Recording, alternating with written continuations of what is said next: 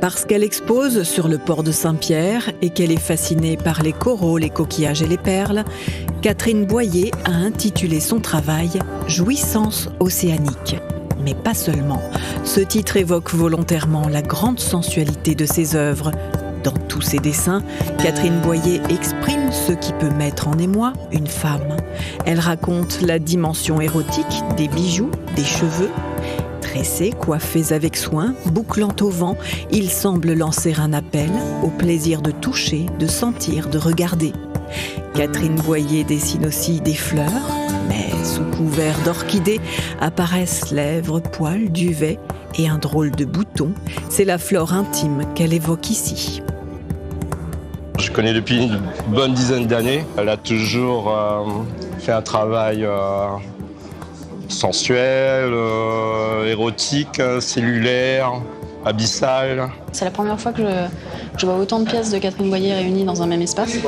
Donc c'est très, très dense, en même temps très léger, très accrocheur. Ça donne envie de passer du temps. On sent un monde très personnel, complet, très féminin, très fin, avec un travail de dentelière quasiment. Donc on ne peut pas rester insensible. Catherine Boyer sculpte aussi le thème du corail, ce drôle d'animal aux milliers de motifs répétés. Il est pour elle une dentelle sensuelle de la nature, aux visiteurs de trouver où est le vrai corail et où se trouve l'œuvre de terre de grès.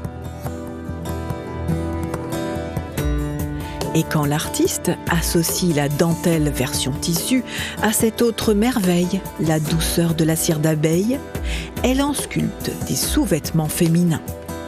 Je mets en avant la beauté de la femme.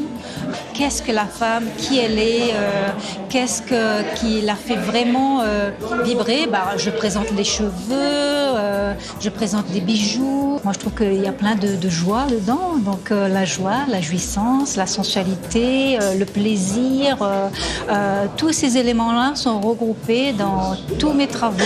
C'est vraiment pour mettre en avant le féminin, justement, dans toute sa splendeur. Pour Catherine Boyer, la sensualité s'exprime par une grande sobriété dans le choix des couleurs. Elle met en scène la légèreté avec beaucoup de sérieux.